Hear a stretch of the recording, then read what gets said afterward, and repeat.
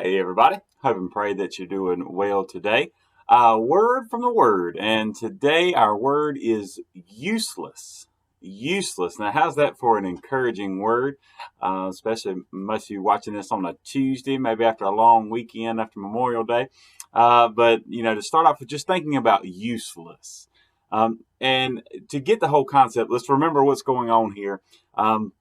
That judgment is coming. Ezekiel, we're in chapter 15 today. Yesterday we talked about how God had spoke through Ezekiel and said, look, even if it was reminiscent of Genesis 18, if there were 10 righteous in Sodom, that it would be saved.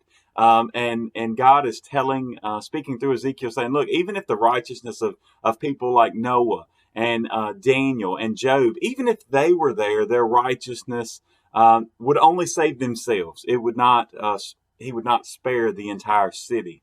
And so that's the same thing going on here. He was not going to spare Jerusalem. The Israelites were going to be scattered. They were going to face judgment. The only ones that were going to remain were going to be that faithful remnant. And even some of those, as we've talked about in past videos, were going to suffer. So with all that being said, we get to chapter 15, and this is kind of the first of three parables or comparisons to the Israelite people. And today, the first one is a vine. And chapter 15, it's very short, 8 verses, and we're just going to deal with the first 5. But they're compared with a vine. And Israel is often compared with a vine. And some of even what we're talking about today, you can remember in New Testament, John chapter 15, as Christ talks about the comparison of the vine and the branches. So with all that, remember that as Israel is called the vine, a lot of the prophets spoke about this too. Hosea 10:1 says that they had become an empty vine. Isaiah 5:4, they had, and a lot of this is due to Solomon, and what we've been talking about on Sunday, and actually this coming Sunday, we're going to talk about some of his mistakes that ended up leading to the division of the nation.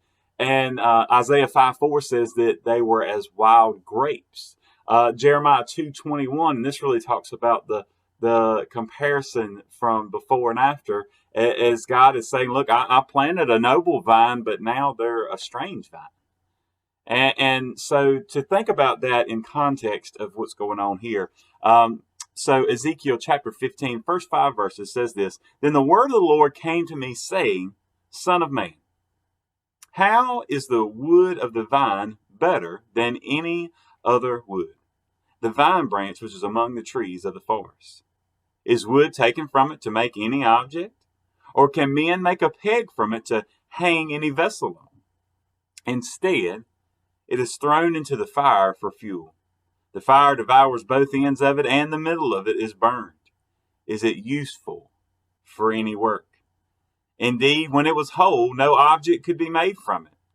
How much less will it be useful for any work when the fire has devoured it and it is burned? Now, here's the thing. Now, as we think about this, the vine was designed, right, to do one thing. And that was to bear fruit. I mean, think about it, at least if you have a tree, right, it has leaves and even a fruit tree, would bear something. And then, I mean, you could at least cut it down and use that wood for something. But a vine, right, it really has no use except what it's originally designed to do, and that is to bear fruit. Now, the comparison to Israel is Israel was designed to bear fruit. But let me update you on this too, in case you didn't know it. That's the same thing you and I were designed to do. We're designed to bear fruit that would be pleasing to God, that would point others to God. Remember over and over that Israel is here to be an example for the nations around them. And that's the same thing the church today. We're to bear fruit and be an example pointing people to Jesus.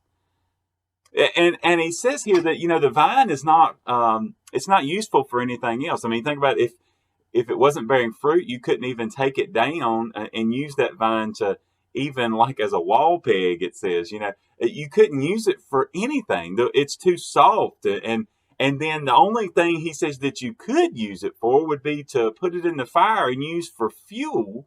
And even in that, it's really not a good fuel source because it's so soft and it burns so quickly. But think about this.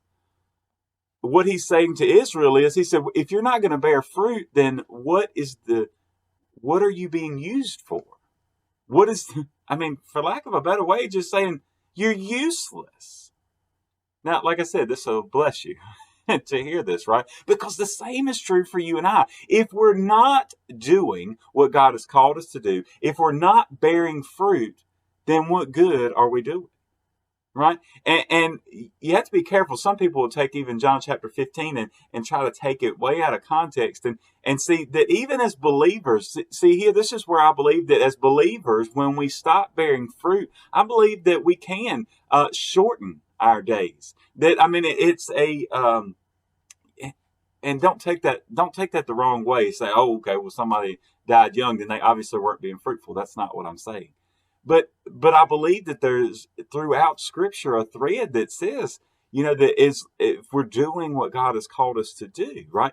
And so with all that, John chapter 15 says what? Apart from him, right? Apart from me, Jesus says, you can do nothing. So wait a minute. If we're connected to him, then we're bearing fruit. So if we're not connected to him, then we're not bearing fruit. And what in the world are we doing? See, you see what I'm saying now? You see what Scripture's trying to tell us? That we have to be connected to him. We have to be in that relationship with him so that we can be fruitful. See, Jerusalem and the Israelites had faced the same thing. They were no longer connected to God, right? The temple, as it had been disgraced and defiled, and then the glory of God, as Ezekiel saw, the glory of God had departed. So they weren't connected to God like they were. So what do you think was going to happen? They brought in all these idols, as we talked about yesterday, and they bring in all these idols, and they just want to keep worshiping those. The day of reckoning was coming because they had not been fruitful. They were useless. So, this is just really simple and a little bit shorter video today than what we've been doing. But my simple question for you today is, are you being fruitful? Right? The fruit of the Spirit, love, joy, peace, patience, goodness, faithfulness, gentleness, and self-control. Right? That's some of the fruit, but that's some of the things that kind of live out, that the Spirit lives out through us. But not only that, but are we bringing other people to Jesus? Are we shining the light of Jesus? Are we letting him shine through us? We talked about Sunday, right? Are you reflecting the light of God? Scripture says, look, you don't hide it under a bushel, right? And I know that'll get you to thinking about the song, but man, we are to shine. We're to be salt and light for the world. So as we think about all those things, what are you doing for the Lord today?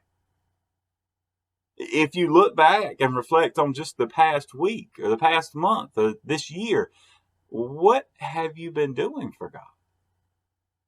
Don't compare yourself to others. What are you doing for God? Are you being fruitful? Are you being used by God?